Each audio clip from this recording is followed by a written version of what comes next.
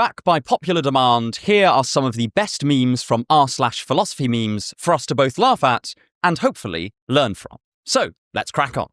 Right, first up we have a meme by Sage Magic, and it has two very attractive looking cartoons, and it's people who read philosophy, and then one guy who looks a little bit more down on his luck, and it simply reads philosophers. I think there is a fair amount of truth to this meme.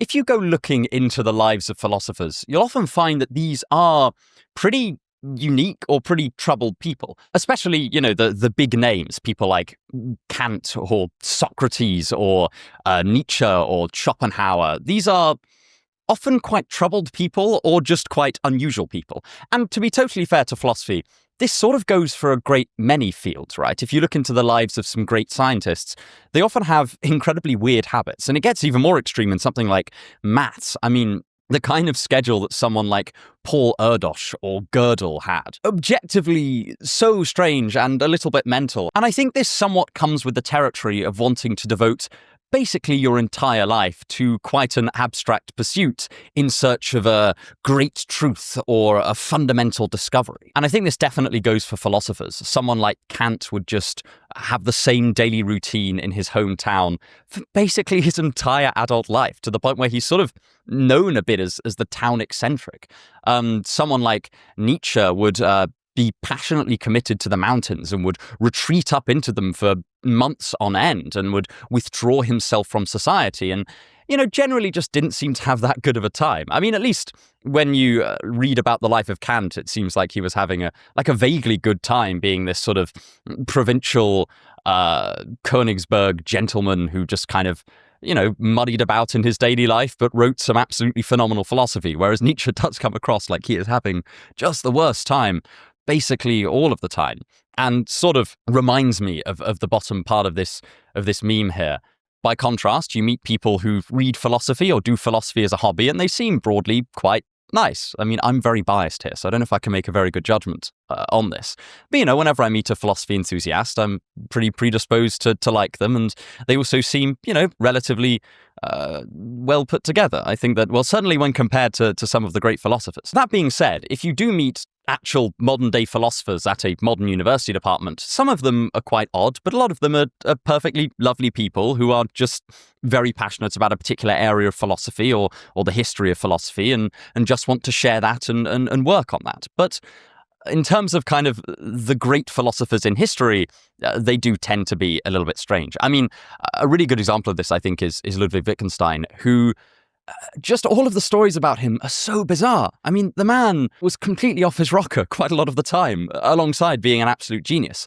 This was someone who would pace around a Bertrand Russell's study, and Russell would kind of joke at him and say, you thinking about logic or your sins? And Ludwig Wittgenstein would kind of tense up and reply, it's both. And there's one famous story of him sat at a meeting of the Moral Sciences Club, which is like the Cambridge Philosophy Society. And Karl Popper, another great name of 20th century philosophy, but a significantly more well-adjusted person, is giving a talk. And Wittgenstein is furious about it. And he really doesn't like Popper's general conclusions that he's arguing for, and he grabs the hot poker from the fire and brandishes it at Popper, at least according to some accounts, and tells him, give me one example of an unqualified moral truth, or something like that. I can't remember the exact quote. And Popper replies, don't threaten your visiting lecturers with hot pokers. And to this, Wittgenstein kind of throws it down and storms out. And I think he fell out with Russell over it as well. And this is somebody who is so passionately committed to philosophy that it gets them worked up emotionally in a way that, for most people, philosophy just doesn't. Even people who are really into philosophy, it's not like if you were to tell them some kind of semi-ridiculous philosophical premise, or ridiculous to them at least, they would start threatening you with objects around the room. And Wittgenstein was just very, very passionately committed to philosophy in this way. And that led to some extremely erratic behavior. I think that, for huge swathes of his life, he would also run off to a cabin in the mountain and just sort of be by himself and write his notes. And there was a point where he was a primary school teacher. God, I can't imagine Ludwig Wittgenstein being a primary school teacher. I mean, at this, what a privilege. But at the same time, what a complete bloody nightmare that would be. I don't know any accounts of when he was a teacher, but if I were to imagine it, I think it would be awful. I mean, This was a man who was frustrated with the intellectual levels of Cambridge professors. I could only imagine like a poor 5-year-old looking up at him and being like, oh, Wittgenstein, here's my 8 times tables, and then getting, 7 times 8 wrong, and then Wittgenstein brandishing a hot poker at him. But, on the flip side, you get to get taught by Wittgenstein. I mean, that sounds awesome. I'd love to have been taught by Wittgenstein, even though I think he would definitely leave my self-esteem in the absolute gutter. Next, we have a meme by Let's Go Wendigo, and it's logicians versus Gaston, and Gaston says, how can you read this? It's only equations. I think this is a fairly accurate representation of what a lot of more literary-minded philosophers think when first encountering mathematical logic. Mathematical logic was like my first love in philosophy, in a sense. I really enjoyed it. I did my master's thesis in logic about 2 days before my Viva, which is the oral exam that you undergo for your thesis. I noticed a mistake in one of my proofs, and I was devastated. I was like, oh, they've definitely noticed. It wouldn't be the end of the world because, it was a pretty simple thing to correct, but I remember thinking, oh, God, I'm such a moron, and I'm now going to get completely roasted. But they didn't notice. I was flabbergasted because it was really obvious. So maybe they thought it was so obvious that it kind of didn't bear talking about, and they would just dock some marks for it. Or they also did what I did when I was proofreading my thesis, which is skim over that particular proof because it looked a bit dull and not realize that it contained a pretty serious mistake that undermined the structure of the proof. But anyway, if anyone at Cambridge is watching this, please don't take away my master's degree. However, despite this little hiccup in my relationship with logic, it has remained one of my great loves. It's a fascinating subject, and I do highly encourage people to at least learn the kind of basics of logic, because it will become more helpful than you can ever imagine. It just makes the world clearer. It's like understanding things in a higher definition. I don't mean that as kind of a point of bragging, because I think that actually that kind of higher definitional feeling comes with spending like 2 hours learning basic logical notations. But the effort to reward ratio of that is absurdly high. It will just click the world into focus in a whole host of ways. Unfortunately, I don't get to talk about formal or mathematical logic very much on the channel, just because it's quite a dry subject. It lends itself more to kind of maths channels with lots of animations that I couldn't possibly code, or even channels that work around a whiteboard. Also, one of the things that I enjoy most about running this channel is the writing of the scripts. It's my favorite part by far. If there was one thing I could outsource to someone else, it would be this. It would be the presenting. I find this much more stressful. Whereas, if I have a day where I can just go to a coffee shop and I can just write like loads, I love it. And to a certain extent, writing explanations of formal logical concepts, it doesn't allow that much wriggle room for artistry, I suppose, because you're valuing precision above everything else. And that's as it should be, right? Otherwise, you're going to distort the meaning of the maths. But it does mean that it takes a lot of the fun out of writing, at least for me personally. I do think that there's an art to writing good maths textbooks, though. The book, A Friendly Introduction to Mathematical Logic, is phenomenal at this at an intermediate level. It motivates all its concepts really well and puts them in sort of a story that helps you understand why they're important and why they're relevant and why they may be worth learning, even if on the surface they seem pretty niche and kind of useless. And I promise that they're not useless, but you'll just have to take my word on that. But if you do want to learn more about logic, or indeed any other mathematical or scientific subject, then you should check out today's very kind sponsor, Brilliant. Everyone knows that learning subjects like maths or science can be incredibly difficult. These topics get very abstract and dense, and sometimes they can make you want to tear your hair out. But this is where Brilliant comes into play. They have courses on everything from programming with Python to classical mechanics to learning how AI language models work, each crafted by award-winning research teams. The best part is that with Brilliant, you learn by doing, making the information stick in your mind much more effectively. It's also just a great antidote to scrolling, since with their app, you can complete quick lessons or exercises on the go rather than getting lost in the quagmire of an internet argument or doom scrolling on social media. If you do fancy learning some logic, and I do highly recommend it, then you can check out the logic courses on Brilliant, which are fantastic tools for aiding your critical thinking and just seeing what logic is all about. A very dear friend of mine also wanted to let you know that the calculus puzzles on Brilliant are a lot of fun. To try everything that Brilliant has to offer for a full 30 days, visit brilliant.org/unsolicited advice or scan the QR code on screen. Or you can just click the link in the description. I don't mind which. You'll also get 20% off a premium annual subscription, so please do check this out. But anyway, back to the video. Okay, next we have a meme by Mr. Rizstein, and it's about Marcus Aurelius' Meditations. And it says, me before reading Marcus Aurelius, and it's someone sort of crumpled up on the floor looking pretty miserable. And then me while reading Marcus Aurelius, and then it's the story of going through the book. So it says, okay, I see. And then, all right, shit, he's kind of right. And then it's, F yeah, and renews gym membership. And at the end, it's, oh my God, I'm a changed man. I will only focus on things within my control from now on. And then it's him the next day, and he's in the same position, crumpled on the floor, incredibly miserable. Funnily enough, I think that Marcus Aurelius' Meditations is a very good book to make this point in, because one of the main critiques that it gets is that it's very repetitive.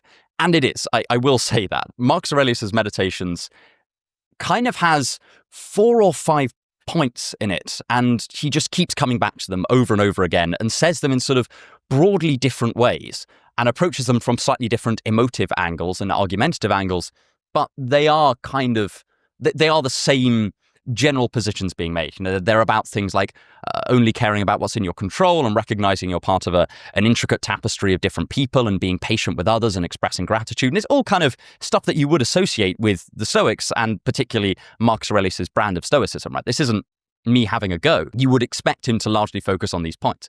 But as a result, quite a lot of people read the Meditations and think, this is incredibly repetitive. Why is this such a classic work of philosophy?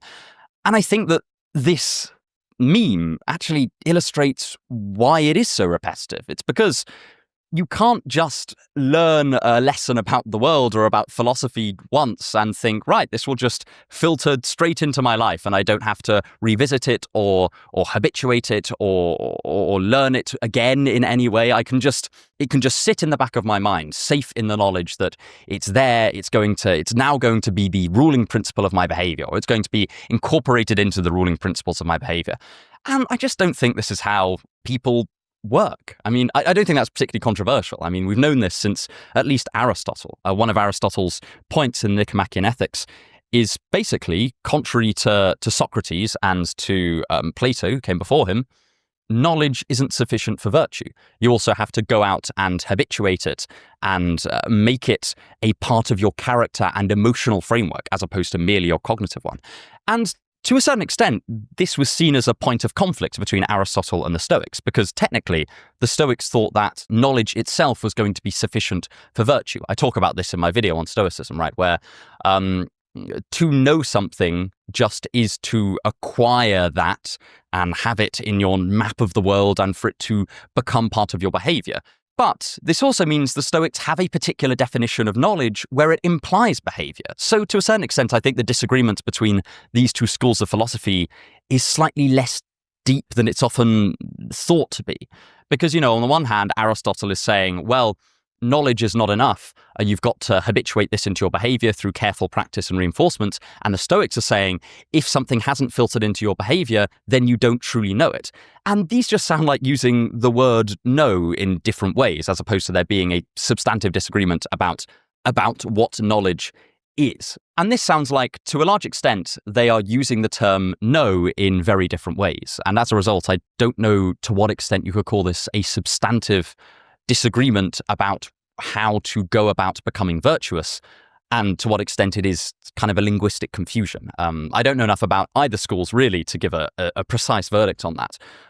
But for example, when Epictetus is talking about how it's not enough to simply rehearse the Stoic principles, you need to put them into your behavior, and that's what constitutes knowledge of virtue, that's a really Aristotelian idea.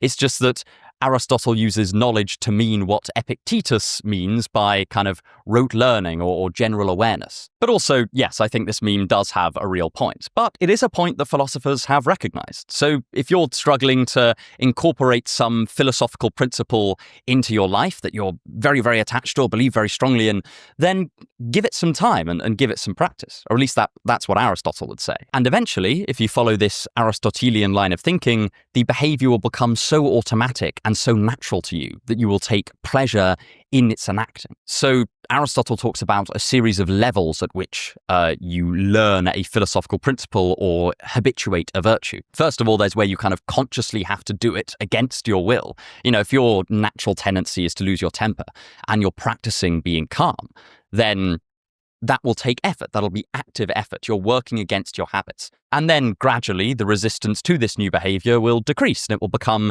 less and less trouble to remain calm in stressful situations. And then finally, it will bring you active pleasure to be the kind of person that is calm in a stressful situation. Or at least that's kind of roughly what Aristotle's line of thinking about habituation would be. Because he thinks that, being virtuous is pleasurable. He just doesn't think, like the Stoics do, that it is sufficient for eudaimonia. He does think it's an important step on the way, though.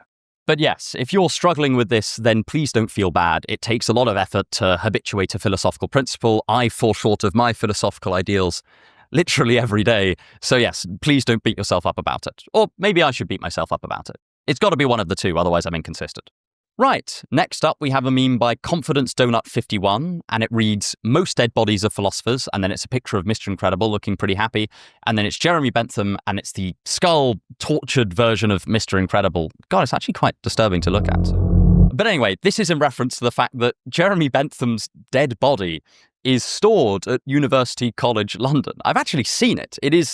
It's quite a sight to behold. His head used to be stored at his feet, but students from UCL kept nicking it for pranks. So I don't know where it is now. I think it's in storage, or but it wasn't there when I saw it anyway. So this is one of Jeremy Bentham's most eccentric requests, was that his body was to be preserved permanently after his death to be a kind of like icon. Jeremy Bentham was one of the strangest men ever. People tend to know about the dead body thing, but he did a whole host of just completely weird shit. So he invented a walking stick that doubled as a flute. He had a series of pets that he very seriously treated as if they were people, and just generally approached the world in an incredibly bizarre, unashamedly eccentric way. And, I can't help but respect that. I'm actually going to look this up. There's an article that UCL put out a few years ago on 10 things you didn't know about Jeremy Bentham. He's very much associated with UCL, but he's not actually its founder. He really argued for the kind of spreading of education amongst the general populace, and UCL was founded partly on that principle. So that's why he's at UCL.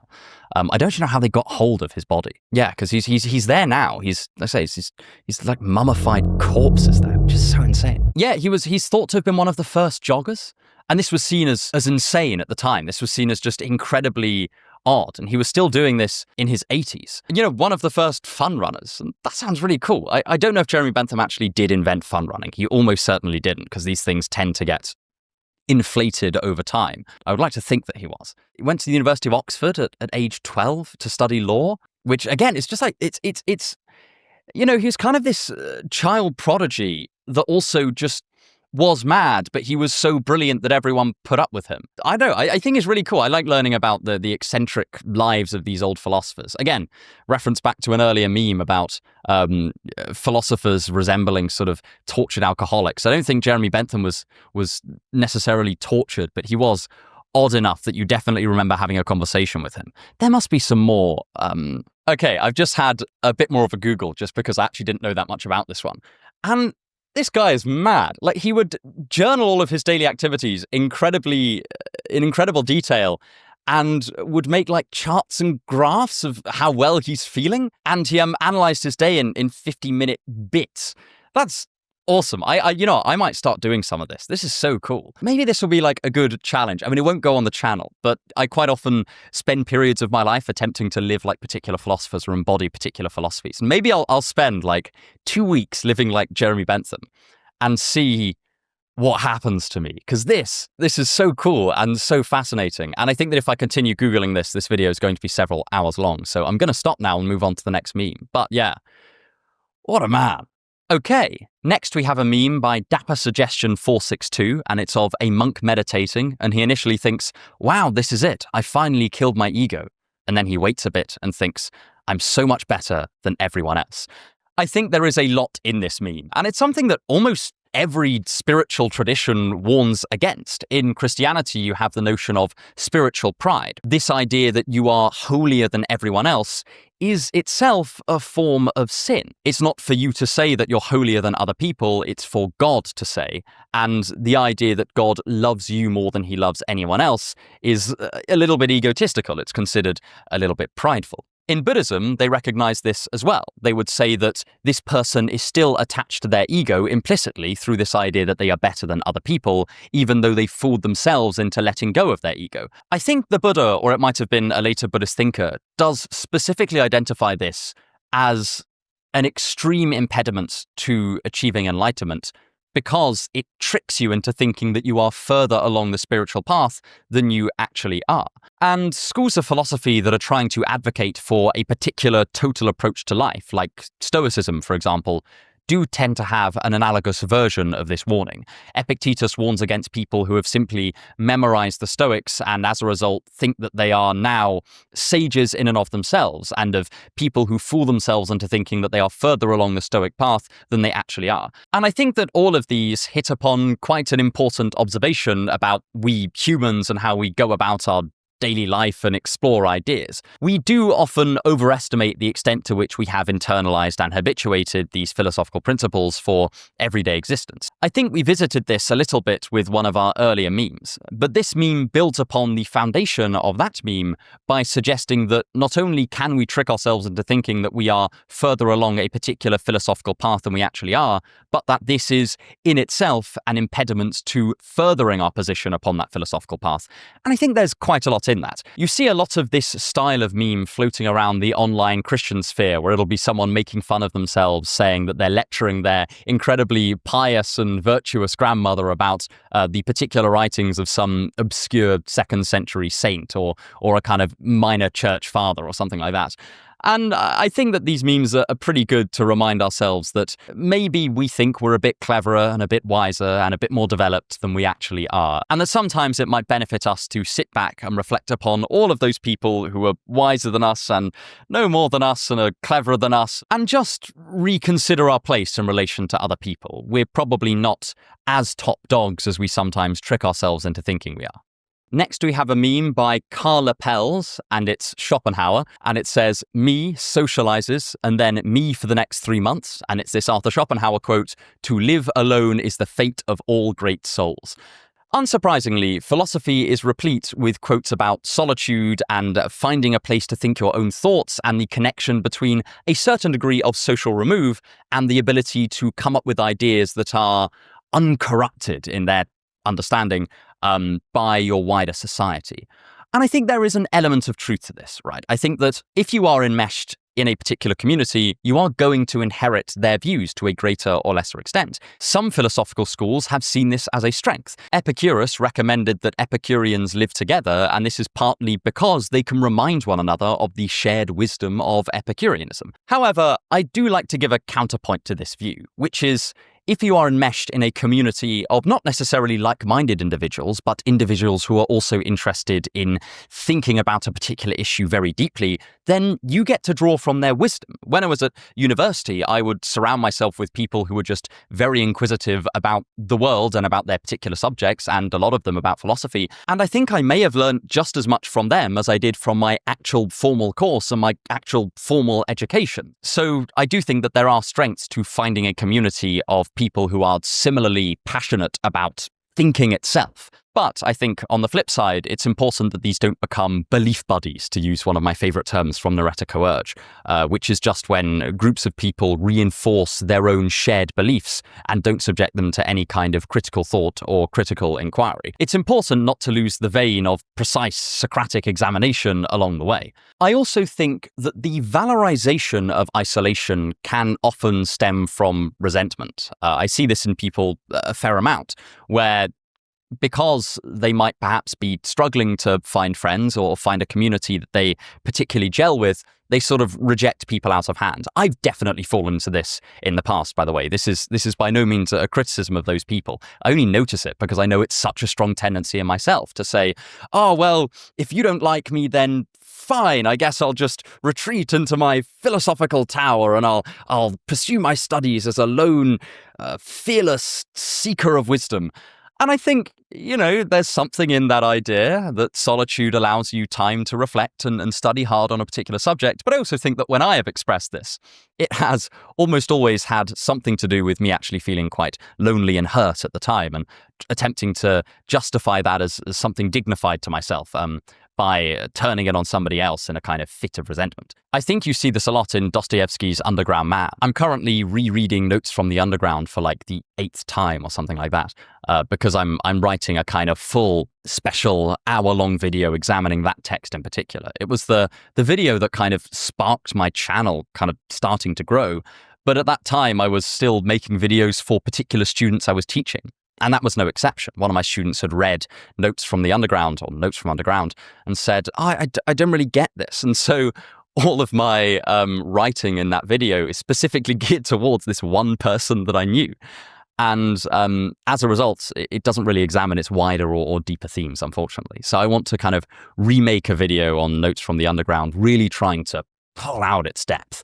And I think I'm going to really enjoy that. I've started planning it, and I'll start writing it soon. But anyway, what I was going to say is that you see this in the protagonist of Notes from Underground basically constantly. He is quite often positioning himself as a lone, intelligent person swimming in a sea of idiots. And it's pretty clear that if those supposed idiots showed him a modicum of love or affection, or he could somehow win them over to his side, make them his friends and band them together in a loving community, he would probably immediately drop his assessment that they're idiots and start praising them as noble and worthy people. And I do sometimes worry that the philosophical glamorization of isolation can tip into this camp. On the other hand, there is just the simple truth that people can be frustrating sometimes, and occasionally you do need to withdraw into your own space and your own mind for a little bit before venturing back out into the world. I would just encourage people not to stay there for too long. I think that one of the most pernicious things about isolation and extended isolation, speaking as someone who has sort of in the past spent kind of months basically seeing no one and kind of spending it in their own company. Eventually it becomes scary to go outside. You sort of learn to treat the strangers that you encounter just on your walk to the shops as if they're going to be hostile, as if they're going to mean you harm, because you just haven't had any evidence that they're not. And you feel vulnerable because it's just you and you don't have anyone to necessarily reach out to in the area and stuff like that.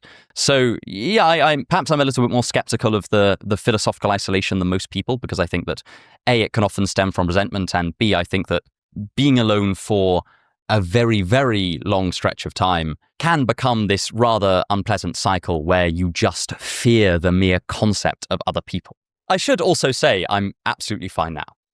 Okay, next we have a meme by Sad Avocado, and it's the distracted boyfriend meme. And the distracted boyfriend is analytic philosophers, the rejected girlfriend is doing actual philosophy, and the person he is being distracted by is arguing about the definition of exists for 500 pages. So this is part of the general good-natured ribbing that goes on between continental and analytic philosophers. Analytic philosophers will often accuse continental philosophers of simply doing word salad and semi-expressing things rather than stating them clearly and articulately, and continental philosophers will often accuse analytic philosophers of ignoring the broader themes of life like love or meaning or community or being in favor of these particular definitional concerns or technical terminology within philosophy or precise logical rigor. And I think there is definitely some truth to both of these critiques. I do think that sometimes continental philosophers could stand to be perhaps a little bit more precise in their wording, but at the same time, there is a reason why most people are drawn to the more continental thinkers than the hardcore analytic ones. Funnily enough, I was the opposite. I loved and still love the logical rigor of analytic philosophy. And I will say a few words in defense of defining your terms with intense precision in the manner of a hardcore analytic philosopher. Because while it may seem like a waste of time at the time of writing, further down the line, when you're examining the detailed implications of your philosophy, it does really help to look back and see what the initial definitions of your terms are. And it also does really help misunderstandings. Imagine the number of arguments that you have with other people where you're just talking past one another because you're using the same term in different ways. And modern analytic philosophy is very good at avoiding doing that, because each person states their definitions very clearly, situates it in a particular historical context, and only then do they move on with their particular argument. So it's much easier to figure out exactly what people are meaning to say. Whereas, you can read a paragraph of Heidegger and come away from it thinking, wow, there's probably something in this. I wonder if I'll ever figure out what it is. And I think that you could defend this from a certain perspective, right? You could analogize it to a koan in Zen Buddhism, which is a statement like, what's the sound of one hand clapping? Where the point is to meditate on it and reflect upon it and wrestle with it, and that this is in itself quite a good exercise. And sometimes there are philosophers where I take this approach to them a little bit. Some of Nietzsche's aphorisms where it's just one line of incredible richness, but not a lot of clarity as to what precisely he's trying to get at, does lend itself to this careful process of going away and reflecting upon it and maybe writing a little bit around it, and then returning with a renewed sense of what he might mean, but also, more importantly, a sense of what you have understood by this particular aphorism. However, this is quite a painstaking and can be quite a frustrating process, particularly if you're trying to understand what this particular philosopher meant by this particular statement. That process is often a lot easier in the analytic school than the continental one. On the other hand, I do think that if you just focus on the questions that are popular within analytic philosophy circles, this can draw you away from examining concepts that have inherent vagueness to them. You know, things like love or passion or melancholy.